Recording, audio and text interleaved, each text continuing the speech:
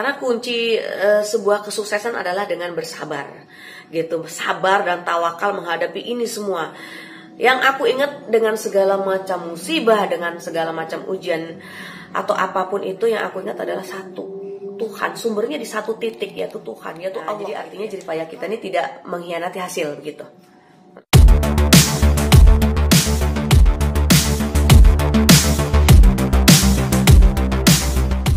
Perjalanan kehidupan selebritis Vivi Paris atau Vivi Kencana Ungu penuh dengan dinamika mewarnai perjalanan hidupnya. Kisah rumah tangganya dari beberapa perkawinan berakhir dengan perceraian. Vivi kini menjalani hidup sebagai single parent dengan 3 anak, mengaku tetap tegar menjalani kehidupannya. Berbagai kegiatan terus dijalaninya, baik sebagai pebisnis dan juga berkiprah di dunia politik dengan bergabung di salah satu partai politik. Vivi dalam menjalani kehidupannya mengaku harus kuat dan optimis. Ia punya prinsip, jeripayah kita tak mengkhianati hasil. Bukannya ya kan, selain seorang YouTuber, aku juga aktif di partai. Partai apa? Partai, disebutin boleh nggak partainya? Boleh. Oh boleh ya. Kemarin kebetulan aku jadi wasekjen Partai Pandu Bangsa, begitu.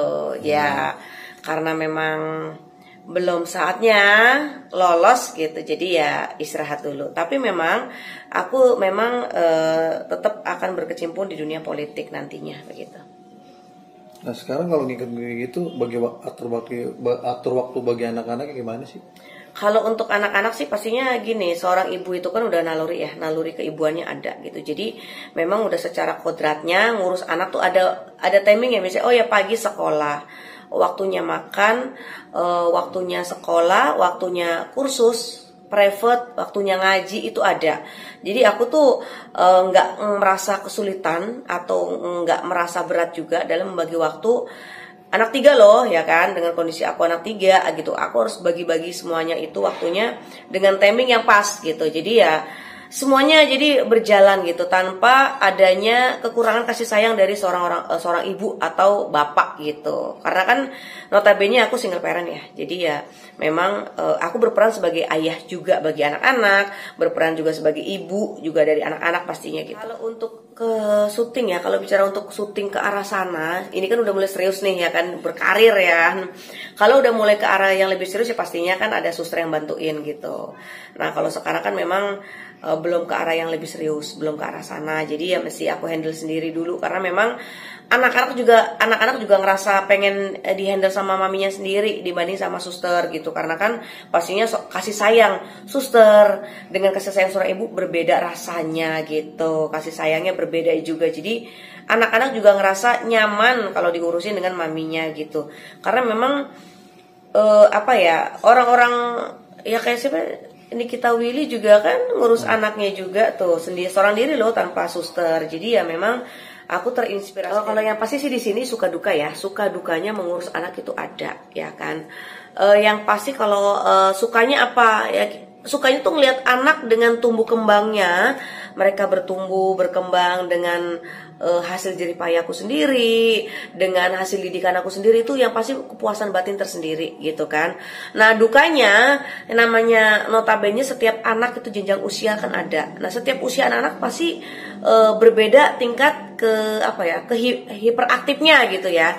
Jadi memang antara laki-laki dan perempuan juga pastinya berbeda kan. Jadi ya makanya di sini aku berusaha untuk memerankan peran sebagai ayah dan ibu. Bagaimana menghadapi anak laki-laki atau bagaimana menghadapi anak perempuan dengan usia yang berbeda begitu.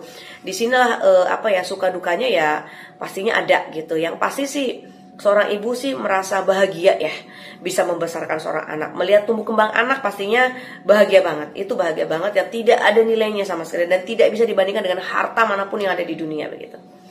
Nah semenjak Vivi jadi ke Partai Pandu ini kan sibuk nih di luar nih, terus anak-anak bertiga itu berarti Mbak yang jagain tuh, apakah Vivi nggak di situ? Nah kalau untuk bagi waktu dengan partai pastinya ada event-event di mana yang sekiranya gini, oh ya ini rapat yang memang harus dihadiri oleh wasekjen, karena saat itu memang aku wasekjen di situ, ya aku harus datang. Tapi kalau memang bisa diwakilkan, ya aku nggak datang begitu. Jadi ya memang di sini aku harus jeli melihat peluang ya, mana peluang yang sekiranya aku bisa masuk dan itu tidak merusak atau mengganggu ya, tidak mengganggu hubungan aku dengan anak. Aku nggak mau yang namanya nanti seorang ibu berkarir, seorang ibu di dunia politik sampai menelantarkan anaknya. Memang tidak ada seorang ibu yang dengan sengaja ingin menelantarkan anak, tidak. Cuma kadang suka kadang sibuk kerja akhirnya anak kurang perhatian. Itu kan bagian kecil dari menelantarkan walaupun secara tidak sengaja ya. Aku nggak mau sedikit pun itu terjadi di anak-anakku. Jadi ya memang di sini aku ngambil momen yang mana rapat itu penting, aku harus hadiri, dan kalau memang tidak aku izin gitu. Jadi tapi yang pasti gini, kalau soal sekolahan ya, misalnya ada rapat sekolahan yang harus dihadiri orang tua, aku wajib datang, aku pasti datang mendampingi anakku biar anakku juga nggak ngerasa beda sendiri ya. Yang lainnya orang tua datang, kok anakku nggak datang, itu kan pasti ada mengecilkan hati mereka. Artis itu kan memang bukan untuk tujuan ya. Karena artis itu kan ada masanya gitu. Nah kalau di usia dengan masa aku itu masanya sebenarnya sudah tidak ada gitu ya. Jadi ya banting setir ke politik dan yang pasti ke usaha lah ya, ke bisnis begitu. Kalau bisnis sih memang aku merambah dunia bisnis itu bukan baru-baru ini. Dari semenjak aku gadis ya, belum menikah memang aku sudah terbiasa dengan lingkungan berbisnis begitu. Nah kalau politik memang baru. Nah baru sekarang ini nih merambah ke dunia politik karena aku berpikir gini, aku kan warga Indonesia yang baik ya. Nah, di situ aku ingin mengambil bagian, mengambil andil, berpartisipasi gitu ya untuk untuk bangsa dan negara ini. Bagaimana aku ingin membangun bangsa dan negara ini melalui ya wadah, yaitu partai politik. Bicara harapan di politik ya, yang pastinya gini, politik itu kan nggak bisa ditebak ya.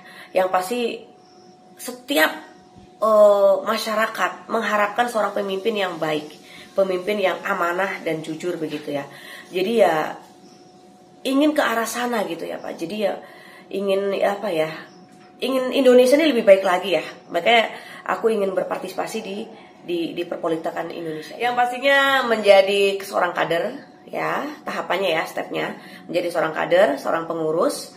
Lalu kemudian kalau memang ada kesempatan kalau ada kursi, saya akan ke sana arahnya gitu.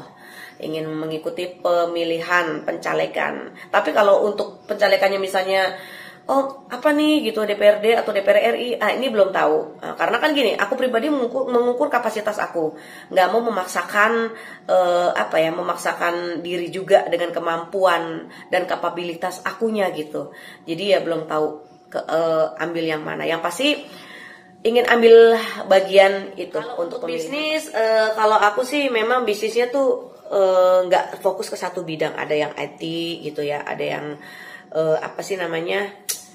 perikanan, gitu kan. Jadi sebenarnya banyak ya yang aku ambil, yang nggak perlu aku sebutin satu-satu di sini gitu. Yang pasti semuanya berjalan ya, kecil-kecil lama-lama jadi bukit. Dari tahun-tahun sebelumnya aku akan lebih baik lagi gitu kan, karena tahun-tahun sebelumnya tuh memang masa-masa kehidupan aku yang kelam menurut aku ya, banyak banget yang aku alami, perjalanan yang banyak bahasa guncangannya. Jadi aku berharap dan itu sangat menghambat prestasi aku pastinya, mengganggu pekerjaan, mengganggu prestasi itu pasti. Nah, aku berharap di tahun kedepannya aku lebih baik lagi dan aku bisa mengatasi semua persoalan hidup ya, kan aku bisa atasi semua masalah di dalam bisnis, masalah dengan anak, maksudnya masalah dalam arti kehidupan aku ya berjalan pengen tuh normal seperti orang pada umumnya gitu ya. Yang pasti ingin lebih baik lagi dari tahun sebelumnya, lebih berprestasi, lebih sukses dalam berbisnis, lebih tajir lagi harusnya dong ya. Kalau udah tajir, lebih tajir. Itulah manusia ya. Karena kunci sebuah kesuksesan adalah dengan bersabar gitu, sabar dan tawakal menghadapi ini semua. Yang aku ingat, dengan segala macam musibah, dengan segala macam ujian atau apapun itu, yang aku ingat adalah satu, Tuhan. Sumbernya di satu titik, yaitu Tuhan, yaitu Allah gitu ya.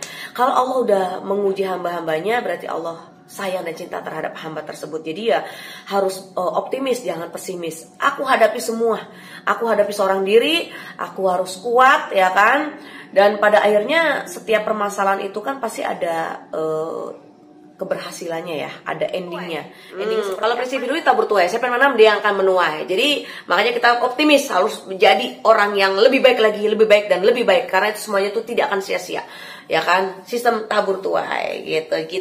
Kalau kita tanam kebaikan, pasti kita juga akan memetik buah kebaikan. Itu aja.